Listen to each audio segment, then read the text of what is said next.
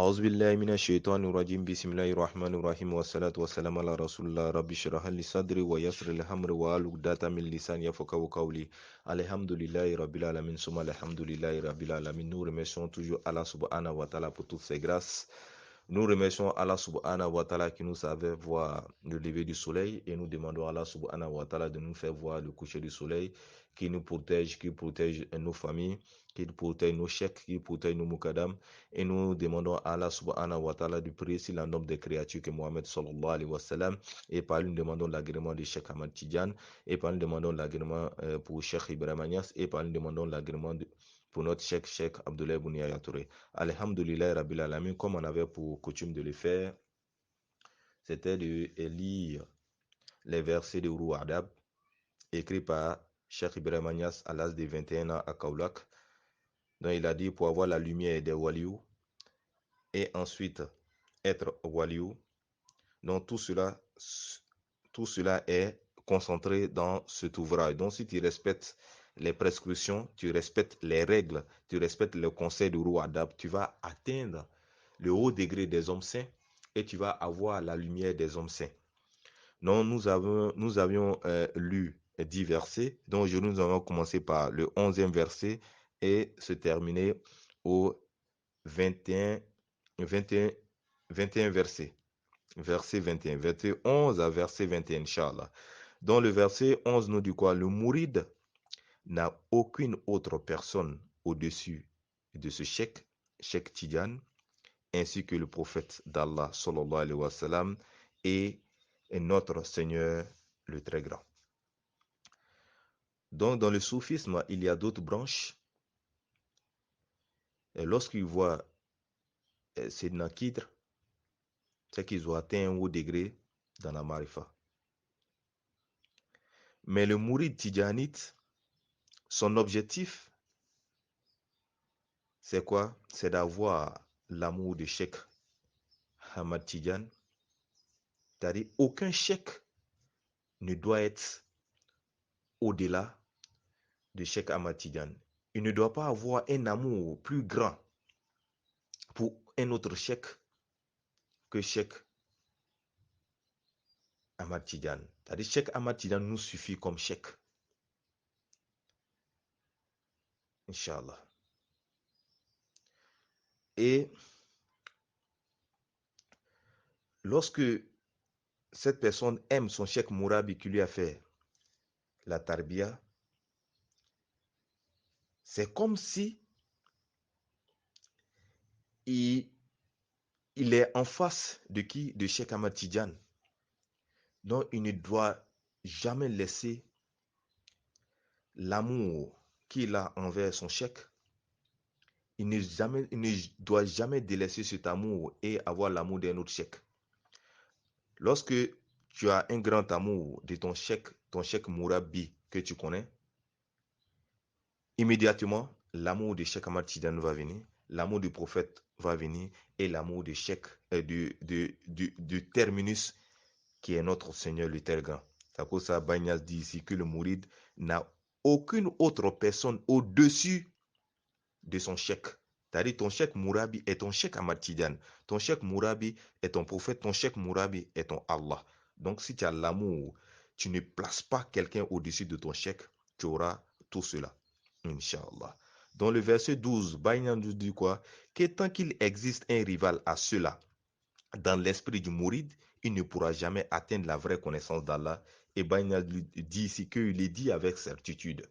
Donc le mouride est celui qui respecte les prescriptions de son cheikh. Son esprit, son corps, ses biens, son temps sont à la disposition de son cheikh. Mais le disciple, lui, il fait souvent ce qu'il veut. Celui qui t'a fait la tarbiya, c'est celui-là qui est ton cheikh Ahmad Tidjan. Après cela, le prophète, après cela, Allah. Mais si ce dernier, c'est-à-dire si le mouride a l'amour d'un autre cheikh dans son cœur, à part son cheikh Mourabi, Cheikh Ibrahim Agnès dit avec certitude que ce dernier ne connaîtra jamais la vraie connaissance d'Allah. Dans le verset 13 nous dit: sois toujours avec le cheikh et tu gagneras beaucoup. Il faut beaucoup l'aimer et tu réussiras. Donc, on sait que cette tarika, qui est la tarika Tijaniya, est basée sur l'amour de son cheikh. Ton degré dépend de l'amour que tu as envers ton cheikh. Donc, sois toujours avec ton cheikh. Fais-lui des ziyaras. Il faut l'appeler. Sois en contact avec lui et tu gagneras beaucoup. L'amour de son cheikh est très immense dans la tarika. Abdul Rahman Salimi dit: aimer Dieu est de respecter les prescriptions de Dieu. Tu le loues pour ses grâces envers toi et tu patientes lorsqu'un malheur t'atteint et avoir pitié des créatures d'Allah. Mais l'amour du prophète, c'est de respecter la sunna, s'éloigner des actes de la bida, respecter les sahaba, les gens de sa famille, respecter les saints et croire à leurs paroles, même si ces paroles ne sont pas dans les livres saints. Donc, si ton amour grandit, si ton amour est grandissant, tu auras ce que tu cherches dans la tariqa Tijaniya, Inch'Allah. Dans le verset 14 dit: ainsi disaient les soufis. Qu'est-ce que les soufis disaient concernant l'amour entre le mouride et son cheikh? L'amour entre le mouride et son cheikh, lorsque l'amour que le mouride a envers son cheikh augmente, le mouride aussi augmente aussi spirituellement. Et la connaissance de la certitude vient à lui à tout moment. La marifa se rapproche de lui et il connaîtra le bas monde et l'au-delà. La force spirituelle que tu reçois dépend de ton degré d'amour qui te fera entrer dans la hadra d'Allah. Il y a un hadith qui dit que Omar ibn Khattab a dit un jour au prophète: ô prophète, je t'aime que tout au monde, mais sauf moi-même. Et le prophète lui dit: ton amour n'est pas encore complet. Ton amour n'est pas encore complet parce que tu m'aimes que tout au monde sauf toi-même. Donc ici, c'est pas dit dans l'hadith, mais ici il s'agit de la fanao. C'est-à-dire, Omar n'a pas eu la fanao complète. Donc le prophète lui a dit que c'est pas encore complet. Et après, Omar retoque en disant que je t'aime que tout au monde. Donc le prophète lui a dit: voilà, tu atteins maintenant la foi parfaite. Donc ici, il s'agit quoi de la fanao complète. Il ne voyait rien que le prophète alayhi salatu wassalam. Inch'Allah. Dans le verset 15 nous dit quoi? Dépense ta nouvelle et ancienne richesse à la recherche de son plaisir et suis rapidement ses instructions, c'est-à-dire les instructions du cheikh. Donc il faut faire souvent des surprises à son cheikh. Il faut donner des cadeaux à son cheikh. Il faut lui faire ziara. Quand tu donnes à ton cheikh, Allah met la baraka dans le reste. Il multiplie ce qui reste, il met la baraka dedans. Donc Ousmane a tout donné au prophète. Il n'a jamais été avare envers le prophète.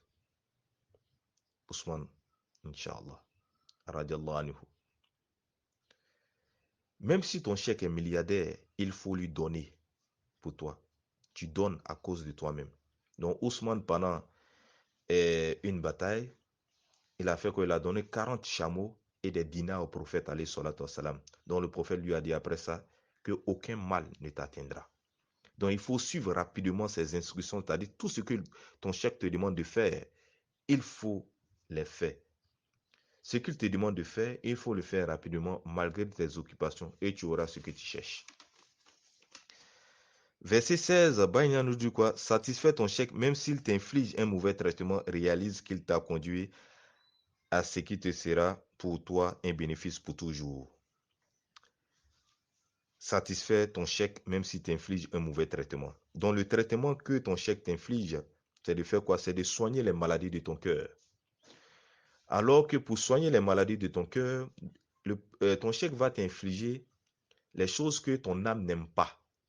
Donc souvent même tes larmes vont couler. Mais malgré tout ça, il faut satisfaire ton cheikh. Parce que ton cheikh, il va te réaliser, il va te conduire. Il va te conduire à une destination. C'est de faire quoi? C'est d'enlever des voiles entre toi et ton Seigneur. Enlever les barrières en toi est ton Seigneur. Donc, ce qui t'inflige, qui font sortir tes larmes, qui te font pleurer, qui te font rougir, au contraire, il est en train de te forger afin que ces barrières-là puissent quitter en toi et ton Seigneur. C'est une formation. Inch'Allah. Donc, le chèque dans le nour est ton père et ta mère en même temps. Le verset 17 nous dit quoi? Sois très conscient du temps pour les services d'Allah, évite la paresse afin qu'un test ne te révèle une régression déclin spirituel. Donc fais attention à toi, fais attention au temps, toi mouride. Au moment où tu adores Dieu, il faut se débarrasser de toutes les choses, des téléphones, de la télévision, des jeux. Au moment où tu dois manger, tu manges. Au moment où tu dois dormir, tu dors. Au moment où tu dois te reposer, tu te reposes. Il faut avoir un programme d'adoration et de tes activités. En cela, Cheikh Ahmad Tidiane dit que l'homme a 4 temps. Le temps des bienfaits, le temps du repentir, le temps de louange et le temps de la patience. Le premier temps, c'est le temps des bienfaits. Allah va faire descendre sur toi la miséricorde. Allah va faire descendre sur toi les bienfaits. Dans ce moment-là, il faut attester les bienfaits d'Allah. Il faut observer les bienfaits d'Allah. Deuxième temps, c'est le temps où tu vas te détourner d'Allah. Donc, qu'est-ce qu'il faut faire en ce moment? Il faut se repentir. Troisième temps, c'est le temps de l'adoration. Au moment où tu fais tes faridas, il faut les faire à l'heure, à la mosquée, en groupe. Au moment où tu fais tes zikrs, il faut se concentrer. Au moment où tu fais tes naflas, il faut se concentrer. Il faut faire tes actes d'adoration en bonne et due forme. Lorsque tu vas faire tes actes d'adoration en bonne et due forme, qu'est-ce qui va se passer? Dieu est pour ceux qui l'aiment, tu vas te rapprocher d'Allah. Et qu'est-ce qui va se passer? Troisième temps, c'est le temps de la patience. Le temps où Dieu va t'éprouver, le temps de la calamité. Dans ce temps, il faut être comment? Il faut être patient. Voici les 4 temps.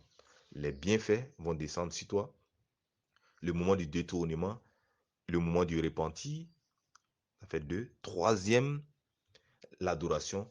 Quatrième, la patience au moment de la calamité. Alhamdulillah. Donc, au moment où tu dois adorer Allah, si tu passes ce temps-là dans les grains, dans les causeries inutiles, qu'est-ce qui va se passer? Tu vas avoir la maladie de la paresse et cela va enlever dans ton cœur l'adoration, c'est-à-dire la lumière de l'adoration. Cette lumière-là va quitter ton cœur et ton cœur sera dur. 18e verset, Bagnan nous dit, si tu es comblé de grâce d'Allah, ne sois pas trop gai. Tu devrais aussi accepter le contraire, chagrin, quand il arrive. Les deux grâces et chagrin sont tous d'Allah. En vérité, Allah est à l'abri de tout blâme pour tout ce qu'il fait. Inch'Allah. Si tu es comblé de grâce, ne sois pas trop gai. Donc si Allah te comble de grâce, il faut remercier Allah. Il ne faut pas s'enorgueillir. Si Allah t'a donné des enfants, si Allah t'a donné des femmes, des voitures, des maisons, il ne faut pas s'enorgueillir. Il faut remercier Allah. Il ne faut pas être trop gai. Parce que c'est comme un mirage. Parce que tout cela va finir. Kullu man alayha fan. Tout finit. Seul Allah restera. Donc tout ça, c'est pour un temps. Il ne faut pas s'enorgueillir. Mais lorsque tu es frappé par la calamité, par les épreuves, il faut l'accepter. Car c'est dans ça que tu auras ton bonheur. Car Allah nous dit que souvent, il se peut que ce que tu n'aimes pas, il y a ton bien là-dedans. Donc les grâces que tu as sont des mirages, comme il est dit. Car tout finit, cela là restera. C'est Dieu qui donne. C'est lui qui arrache. C'est lui qui élève. C'est lui qui rabaisse. En vérité, Allah est à l'abri de tout blâme. Pour tout ce qu'il fait. Inch'Allah. Le verset 19. Ne te plains pas beaucoup du mal que t'infligent les gens, comme si tu n'étais pas créé pour être testé avec de telles choses. Lorsque les gens te font du mal, ne te plains pas, car tu as été créé pour être éprouvé. tout ce que les gens te font. Voilà, derrière tout ça, il faut voir Allah subhanahu wa ta'ala. Ce sont des épreuves. Inch'Allah. Le verset 20, bah, il nous dit quoi? Que des plaisirs te viendront des gens comme pour te détourner vers eux, alors que ton orientation, c'est vers Allah. C'est-à-dire ton orientation, toujours, tu dois chercher Allah subhanahu wa ta'ala. Il ne faut pas regarder les bienfaits que tu as. Il ne faut pas regarder ce qui rentre dans ton ventre. Il ne faut pas regarder tes grâces. Il ne faut pas forniquer. Voilà. C'est-à-dire, toutes ces grâces que tu vois, c'est des grâces qui vont finir. Donc ton orientation doit être quoi? Doit être Allah. Tout ce qui n'est pas Dieu, tu dois t'en éloigner, Inch'Allah. Le verset 21, bah, il nous dit quoi? Si tu es testé avec des difficultés et des problèmes, sois patient. Soulagement et allégresse s'en suivront bientôt. Chaque nuit est suivie d'un jour, comme chaque difficulté d'une aisance. En vérité, chaque difficulté est suivie d'un double soulagement, comme cela a été rapporté par Ahmad du clan d'Adnan. On dit si Dieu t'éprouve par des difficultés, maladies, la faim, les épreuves en quelque sorte, on dit sois patient. Dieu te donnera une porte de sortie. Donc, lorsque tu es éprouvé, il faut faire beaucoup de zikr. Il y a Latif, Latif, Latif, Latif. Il faut faire beaucoup de prières sur le prophète Mohammed sallallahu alayhi wa sallam. Allahumma salli ala sayyidina Muhammad al-Fatih lima wulika wal khatim lima sabaqa nasir al-haqqi bil haqqi wal hadi ila siratika al-mustaqim wa ala alihi haqqa qadri wa miqdari al-azim.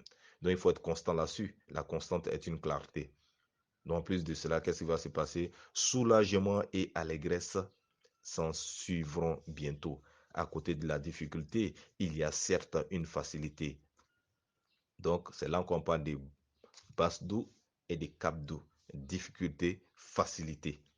Donc, après chaque difficulté, il y a un double soulagement. Cela veut dire quoi? Que lorsque tu tombes malade pendant des années en Ankishi, qu'Allah nous en préserve, lorsque tu tombes malade pendant des années, et lorsque Dieu te donne la guérison, tu oublies carrément ce mal, tu oublies carrément cette souffrance pendant des années que Allah t'a infligé pendant des années, tu oublies ça automatiquement.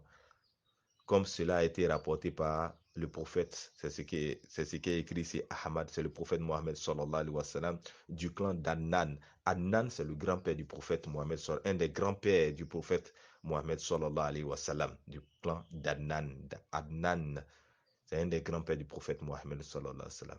Donc le double soulagement viendra pour effacer cette difficulté, Inch'Allah. Donc c'est ce qui est ici dans le verset 21. Donc on va reprendre, on va lire rapidement les 11 versets sans interpréter, sans donner d'argumentation, Inch'Allah. Donc 11, on a dit quoi? Le mouride n'a aucune autre personne au-dessus de ce saint, Cheikh Tidjan, ainsi que le prophète d'Allah, sallallahu alayhi wa sallam, et notre Seigneur le Très Grand. Verset 12. Tant qu'il existe un rival à cela submentionné dans l'esprit du mouride, il ne pourra jamais atteindre la vraie connaissance d'Allah, je le dis avec certitude. Verset 13. Sois toujours avec le cheikh et tu gagneras beaucoup. Il faut beaucoup l'aimer et tu réussiras. Verset 14. Ainsi disaient les soufis. Verset 15. Dépense ta nouvelle et ancienne richesse à la recherche de son plaisir et suis rapidement ses instructions. Verset 16. Satisfais ton cheikh même s'il t'inflige un mauvais traitement et réalise qu'il t'a conduit à ce qui sera pour toi un bénéfice pour toujours. Verset 17. Sois très conscient du temps pour les services d'Allah. Évite la paresse afin qu'un test ne te révèle une régression déclin spirituel. Verset 18. Si tu es comblé de grâce d'Allah, ne sois pas trop gai. Tu devrais aussi ainsi accepter le contraire, chagrin, quand il arrive. Les deux grâces et chagrin sont tous d'Allah. En vérité, Allah est à l'abri de tout blâme pour tout ce qu'il fait. Verset 19.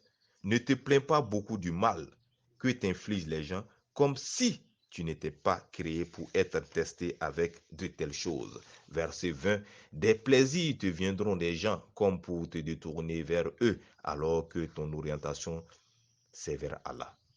Si tu es testé, verset 21, Si tu es testé avec des difficultés et des problèmes, sois patient. Soulagement et allégresse s'en suivront bientôt. Chaque nuit est suivie d'un jour, comme chaque difficulté d'une aisance. En vérité, chaque difficulté est suivie d'un double soulagement, comme cela a été rapporté par Adnan du clan, comme cela a été rapporté par Ahmed du clan d'Adnan, Inch'Allah. Donc, ceci marque la fin de notre lecture des Rouadab. Donc, pour tous ceux qui voudront d'amples explications, peuvent appeler à ce numéro 00225 07 77 49 56 31. Donc, cela marque la fin de la leçon numéro 5. C'était la voix du disciple de Cheikh Abdoulaye Bounaya Touré d'Ibissat al-Kurubi, Keita Basin, Inch'Allah. Assalamu alaikum wa rahmatullahi ta'ala wa barakatuhu.